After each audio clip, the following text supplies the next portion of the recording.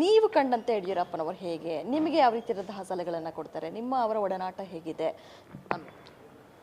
ನುಡಿದಂತೆ ನಡೆಯುವ, ಕೊಟ್ಟ ಮಾತಿನಲ್ಲಿ ಯಾವತ್ತೂ ಕೂಡ ರಾಜಿ ಮಾಡದ, ಅಭಿವೃದ್ಧಿಯ ಬಗ್ಗೆ ಟೋಟಲಿ ಫುಲ್ ಕಾನ್ಫಿಡೆನ್ಸ್ ಆಗಿ ನಮಗೆ ನೀವು ಮುಂದೆ ಹೋಗು ನಾನಿದ್ದೇನಂತ ಹೇಳುವ ಒಂದು ಮಾತನ್ನು ನಿರಂತರವಾಗಿ ನಮಗೆ ಕರೆ ಮಾಡಿದಾಗ ಹೇಳ್ತಿದ್ರು. ಮತ್ತು ಯಾವುದೇ ಸಂದರ್ಭದಲ್ಲಿ ಕರೆ ಮಾಡಿದಾಗ ಹೆಸರು ಕರೆದು ಹೇಳಪ್ಪ ಏನಾಗಬೇಕಪ್ಪ ಅಂತ ಕರೆಯೋದು, ಅದೊಂದು ಆ ಒಂದು ಬಾಂಧವ್ಯ, ಆ ಒಂದು ಪ್ರೀತಿ ನಿಜವಾಗಿ ಒಬ್ಬ ನಾಯಕನ ಒಂದು ಗುಣ. ಅದರಿಂದಾಗಿ ಯಡಿಯೂರಪ್ಪನವರು ನಿರಂತರವಾಗಿ, ಯಾಕಂತ ಹೇಳಿದರೆ ಯಡಿಯೂರಪ್ಪನವರು 2014ರ ಲೋಕಸಭಾ ಚುನಾವಣೆಗೆ ನಮ್ಮ ಜಿಲ್ಲೆಯ ಬೈಂದೂರು ಕ್ಷೇತ್ರವು ಕೂಡ ಅದಕ್ಕೆ ಒಳಪಟ್ಟಿರ್ತದೆ. ಆ ಸಂದರ್ಭದಲ್ಲಿ ಅವರ ಜೊತೆಗೆ ನಾವು ಕೆಲಸ ಮಾಡಿತ್ತು. ಅತ್ಯಧಿಕ ಲೀಡ್ ಇಡೀ ರಾಜ್ಯದಲ್ಲಿ ವಿಧಾನಸಭಾ ಕ್ಷೇತ್ರದಲ್ಲಿ ಬೈಂದೂರಿನಲ್ಲಿ 75,000 ಲೀಡನ್ನು ನಾವು ಆ ಸಂದರ್ಭದಲ್ಲಿ ಕೊಟ್ಟಿತ್ತು. ಆಗ ಅವರಿಗೆ ಕೂಡ ಭಾಳ ಒಂದು ನಮ್ಮ ಕಾರ್ಯಕರ್ತರ ಒಂದು ಶಕ್ತಿ ಎನ್ನುವುದನ್ನು ಅವರು ಭಾಳ ಒಪ್ಪಿಕೊಂಡಿದ್ದರು, ಅದನ್ನು ಭಾಳ ಮೆಚ್ಚಿಕೊಂಡಿದ್ದರು.